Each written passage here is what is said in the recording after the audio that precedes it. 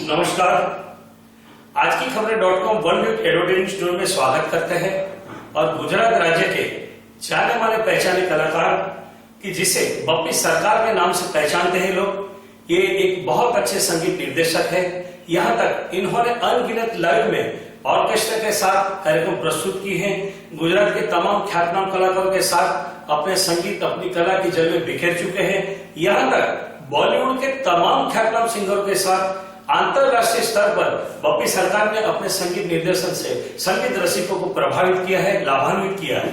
तो हमारा सौभाग्य है आज हमारे स्टूडियो में बप्पी सरकार जी मौजूद है, उपस्थित है। तो भाई उनसे गुजारिश करेंगे कि आज हमारे चैनल देखने वाले तमाम दर्शक मित्रों को कुछ संगीत संबंधित, आपकी जीवनी के संबंधित विशेष जानकारी प्रदान करें। तो आपसे सर पहला सवाल यह है कि संगीत की दुनिया में व्यवसायिक रूप से आपने कब कदम रखा और आपको किसने प्रेरित किया, ये हमारे दर्शक मित्रों को आप बताइए। Thank you. नमस्कार। मेरी जिंदगी की शुरुआत हुई मेरी माँ के साथ। My mummy, she was learning harmonium, उसके साथ मैं बोंगो बजाया करता था। फिर college life I. College life की बिगिनिंग की फर्स्ट ईयर के टैलेंट इवनिंग में मैंने मेरी जिंदगी में पहली बार एकॉर्डियन की धुन बजाई, दिल क्या करे जब किसी से। वहीं से मुझे एक ऑफर मिला। वो मेरी जिंदगी की शुरुआत अगर हुई तो वो है जादूगर के शोज। मैं 2-2, 3-3 महीने के दौरे पे, टूर पे मैं निकल जाता था और मेरी जितने भी क्वालिफिकेशन अगर बिगिनिंग के कैरियर की हुई वो है जादूगर के साथ। जितने आइटम थे अलग अलग म्यूजिक मैंने उसमें एकॉर्डियन पे, और मेरा एक दोस्त था वो रिदम पे था। बहुत बहुत धन्यवाद। के भी कहते हैं कि अपनी व्यवसाय कारकिर्दी की शुरुआत एक जादूगर के माध्यम से उनको एक मंच मिला और जादूगर के तमाम कार्यक्रमों में उन्होंने वैविध्य प्रकार का संगीत केवल एकॉर्डियन के माध्यम से और बांगो की रिदम के साथ प्रस्तुत करके वे तमाम जादू के शो देखने वालों को प्रभावित किया, लाभान्वित किया। तो भाई आज बप्पी सरकार जी आपसे एक सवाल ये भी है कि आपने अपने बंगाल से आके गुजरात में अपने संगीत का जादू बिखेरा है। तो गुजराती लोक संगीत और सांस्कृतिक रास गरबा को आपने आधुनिकरण, सबसे पहले आप शख्स वो है, आप वो शख्स थे कि आपने डिजिटल गरबा गुजरात की जनता को दिखाया। तो ये कौन सी साल में आपने किया और गरबा रसिक जनता ने आपको कैसा प्रतिसाद किया? एकॉर्डियंस बजाते सीखते सीखते मुझे शौक हुआ फ्लैट कीबोर्ड्स। तो कीबोर्ड सीखने के लिए मैंने बहुत सारे बुक्स मैंने रिफर किया और खास करके Indian ragas and western ragas के जितने कॉम्बिनेशन के कॉर्डेशन होते हैं या कॉम्बिनेशन होते हैं, वो जरिए आते आते आते मैं धीरे धीरे गुजरात के फोक की तरफ गया। हालांकि गुजरात के सब बहुत बड़े नामांकित कलाकार है, उनके साथ मैंने कई रिकॉर्डिंग्स बजाया। उसके बाद मुझे एक वहां से एक कुछ नई चीज क्रिएट करने का एक अंदर से फील हुआ और वो मैं लाया instrumental non stop digital dandiya India का ये फर्स्ट प्रोजेक्ट था। और वहीं से ही शुरुआत हुई 1980 और 90 के बीच से लेके फिर मैंने कई ऑडियो मैंने रिलीज की और खास करके Venus records Mumbai, music India Mumbai, time audio Mumbai, Polygram UK, फिर अहमदाबाद के गुजरात के नामांकित कंपनी जय साउंड, टीरेक्स कंपनी, फिर मित्रा साउंड, दूसरे बहुत सारे यहाँ पर। और जितने भी मैंने नॉन स्टॉप डिजिटल डांडिया मैंने क्रिएट किया खुद ने, वो पब्लिक ने बहुत ही अप्रिशिएट किया। ने लाइव डांडिया में भी मेरा ये बहुत पब्लिक ने रिस्पॉन्स दिया। जितने भी ऑडियो रिलीज हुई तब के जमाने में इंस्ट्रूमेंटल एक डिजिटल का यूनिट लेके जो मैं आया, वो एक एड्रेसिव था for the people that they enjoyed very much. और ये जब रिकॉर्डिंग मैंने बिगिनिंग किया, that time multi track recording का दौरा चालू हुआ। मैजिशियन के दौरे के बाद मैंने उनके साथ 2 मैजिशियंस थे जो वर्ल्ड रिकॉर्डेड नेम्स, उनके साथ पूरे गुजरात में हर गांव में एक मजा आया on the accordion as an accordionist. उसके बाद मैं अहमदाबाद में मुझे एक ब्रेक मिला। यहाँ के कुछ ऑर्केस्ट्रा थे उसके अंदर मैं एज एन प्रोफेशनल कीबोर्डिस्ट मैंने ज्वाइन किया। उसके बाद कई सालों के बाद मुझे बॉम्बे बॉलीवुड कल्याण जी Anand ji sir music director, उनके छोटे भाई बाबला जी, नाम है लक्ष्मी चंद्र की शादी, उन्होंने मुझे ऑफर दिया और मेरी जिंदगी की शुरुआत सीखने का लर्नर वाइज मैं वहां पर उनके साथ करीबन 5 साल रहा और सब कॉन्सर्ट बड़े बड़े उनके साथ वर्ल्ड टूर भी मेरी जिंदगी में शुरुआत 86, 88 आई डोंट रिमेम्बर। उनके साथ बहुत कुछ सीखा, उनके साथ रिकॉर्डिंग भी मैंने बहुत अटेंड किया, बजाया भी। और उसके बाद मुझे अहमदाबाद परमानेंटली आना पड़ा। उसके बाद then after I thought that I should do something on my name, I started my own banner, Vappi Orchestra. That was my band, my banner. And अच्छी तरह 10-12 म्यूजिशियन के साथ हर जगह सिटी पे मैंने शो किया।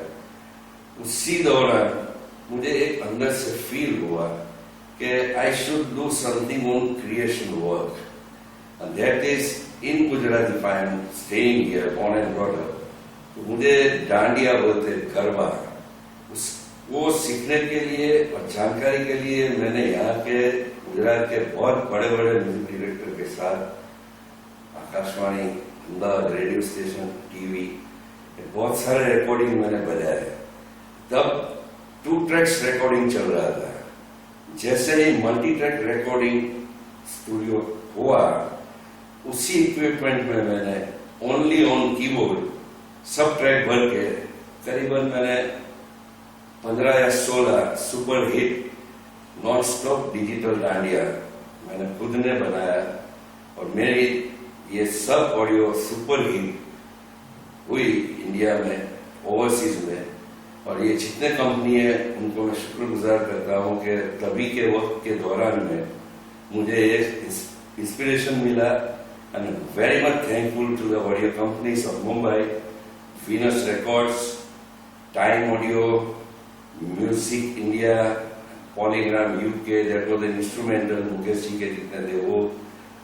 और फिर अहमदाबाद में जब मैं आया तो यहाँ पर जय साउंड ऑडियो, फिर सूर मंदिर, वेल नोन कंपनी, जनक भाई पटेल, मित्र साउंड राम भाई। और ये मित्र साउंड में मेरी डॉटर जब 6 साल की थी तब मैंने फर्स्ट वोकल ऑडियो मैंने बनाई। और इट मैंने सुपर डुपर, मेरी डॉटर ऋषिका सरकार थी तब 6 साल की, और उसका नाम दिया रजवाड़ी रास डांडिया। वो भी बहुत चली। और तभी के माहौल में गरबे का अगर लुत्फ लेनी हो, if you want to get a name and fame, that was only Navratri. और उसी दौरान मैंने ये जो डिजिटल लुक देखे और डिजिटल रिकॉर्डिंग करके, no singing, only on instrumental, it went super duper hit. Sir, मेरी जहां तक मेरी जानकारी, उस जमाने में आपने जब डिजिटल गरबा का जो कैसेट बनाया, वीनस कंपनी ने इसे प्रकाशित भी किया और आप पहले कलाकार रहे गुजरात के कि वीनस में आपकी गुजरात में पहली एंट्री हुई इंस्ट्रूमेंटल। ये बात सही है? ये सही है। और नहीं, ये तो ठीक है, लेकिन इंडिया के अंदर this was the first instrumental digital dandiya was been released by Venus. ये वीनस कंपनी, ये मेरी एक क्या है न भूलने वाली एक सब यादें है। चंपक जैन में, जिनको भी मैं शुक्रगुजार करता हूँ, और इट सुपर जी। और उस जमाने में वो काफी धूम मचाई थी कि मैं तो हमेशा आपका शुरू से दीवाना रहा। तो मैं देखता था कि अक्सर कोई पान की दुकान पे भी जाते थे तो आपका इंस्ट्रूमेंटल डांडिया बजता था और हमको सुनने को मिलता था।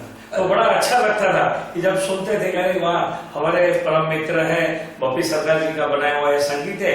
और लोग आराम से पान की दुकान पे भी सुनते थे। कोई हेयर कटिंग सैलून में गए सर, तो वहां पे भी आपकी की ये धुन बजती थी। मतलब तो काफी, मतलब जो बोले ना, गुजरात की कला रसिक जनता, गरबा रसिक जनता के लिए आपने जो गरबा में जो योगदान दिया इंस्ट्रूमेंटल के माध्यम से, ये काबिल तारीफ रहा। सर, यहाँ पे हम एक और चीज जानना चाहते हैं कि सर, आपने इतनी सारी कंपनी के साथ अनगिनत ऐसे एल्बम भी किए, ऑडियो एल्बम किए, इंस्ट्रूमेंटल के एल्बम किए, तो बॉलीवुड हिंदी फिल्मों के प्रति कोई म्यूजिक का अवसर आपको लाइफ में आया है या नहीं? और दूसरी बात कि आपने कोई सीरियल के लिए, धारावाहिक के लिए भी संगीत प्रदान किया है, तो हमारे दर्शक मित्रों को जानकारी दीजिए कि कौन सी धारावाहिक के लिए आपने कुछ काम किया। यस, और ये जो मैंने इंस्ट्रूमेंटल जब मैंने डबिंग स्टार्ट किया स्टूडियो में, उसके पहले तो सबसे पहले मुझे ये सीखना पड़ा what is the flute, what is the saxophone, what is the टूटी, व्हाट इज द शहनाई। वो सभी को कीबोर्ड के ऊपर फील करके ऐसा आउटपुट दिया कि जैसे लगता है कि कोई फ्लूटीज बजा रहा है। वो जो एक्सपीरियंस मिलने के बाद मुझे एक दूसरी ऑफर मिली, that was a super duper hit, Gujarat का फर्स्ट गुजराती पॉप एल्बम तारो दीवानो आयो।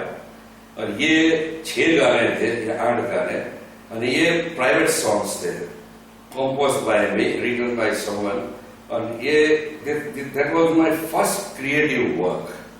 उसके बाद जब अब आपका जो सवाल था वो इस पर आता है, उसके बाद ये सुपर डुपर के बाद यहाँ अहमदाबाद में आई रिमेम्बर पॉप टाइम करके सीरियल जी यहाँ इंट्रोड्यूस हुआ था जी, पॉप टाइम। इसमें प्रीति पिंकी की ji, Parul Vyas, Sanjay Ojha, it was very nice.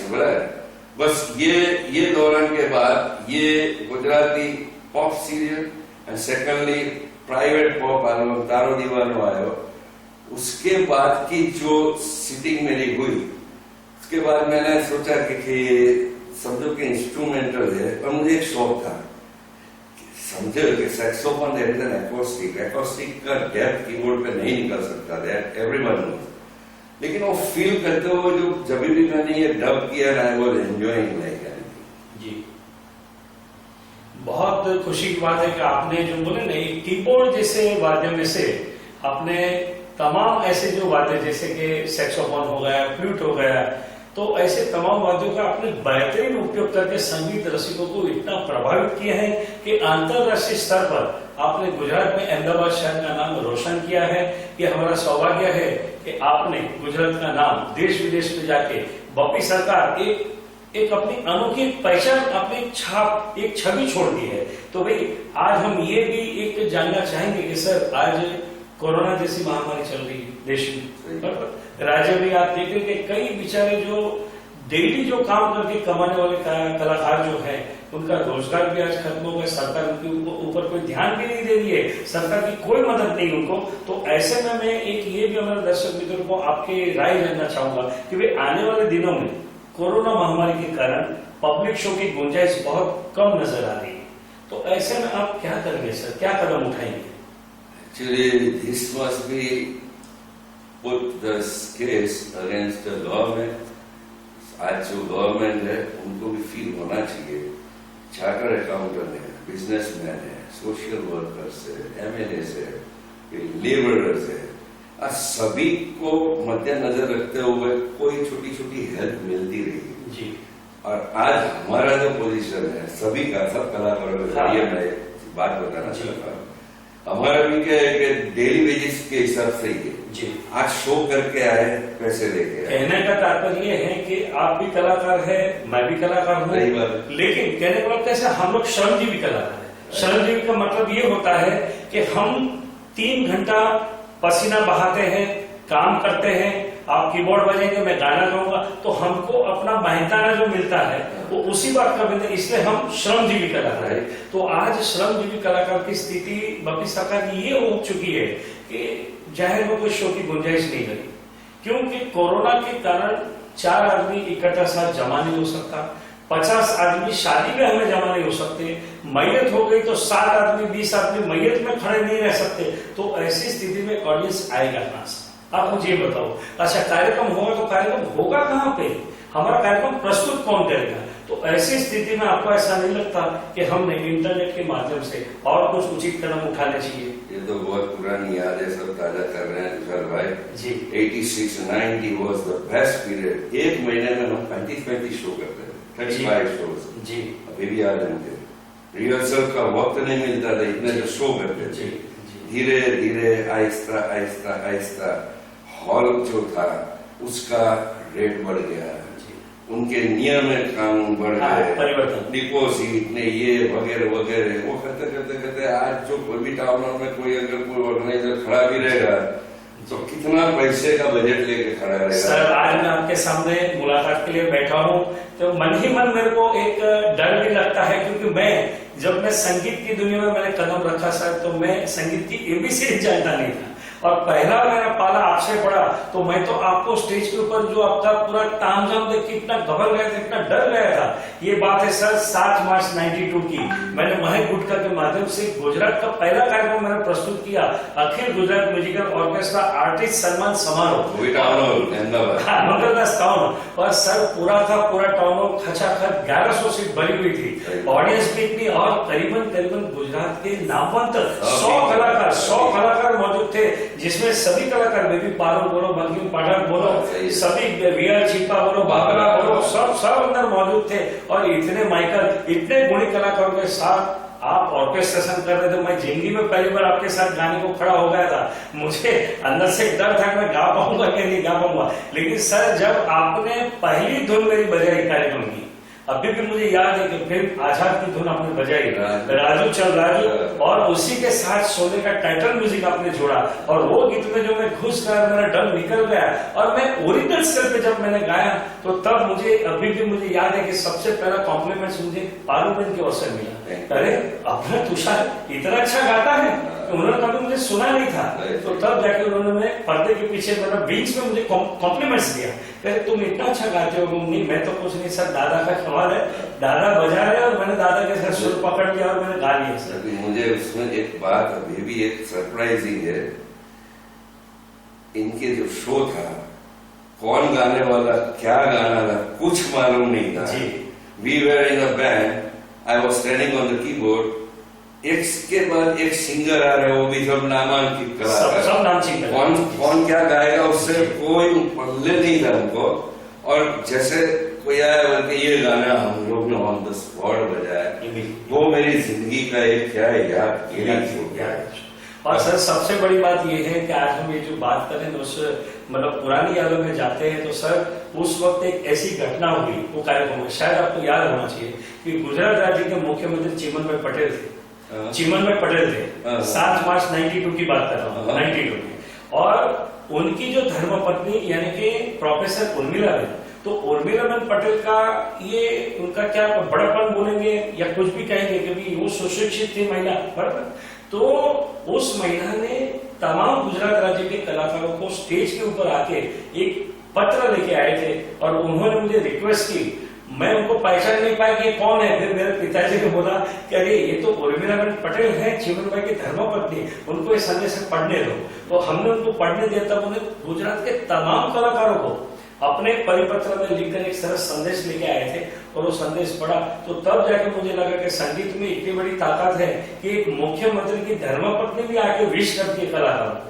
तो ये कलाकार मतलब कैसे कि आज हमारे पीछे जो हमारा संगीत निर्देशन कर रहे हैं, ये गुजरात राज्य के गौरव है, बप्पी सरकार जी हमारे पीछे खड़े हैं, तो ये हमारा सौभाग्य मानेंगे। तब से मेरी जो यात्रा शुरू हुई सर, फिर उसके पश्चात मुझे भी बहुत काफी कार्यक्रमों में रुचि बढ़ने लगी। फिर मैं समय परिवर्तन संसार का नियम है सर, तो मैं अहमदाबाद से स्थानांतर करके मैं पुणे गया, बम्बई पुणे गया, और बम्बई पुणे में मुझे काफी गुणी कलाकारों के साथ काम करने का अवसर मिला।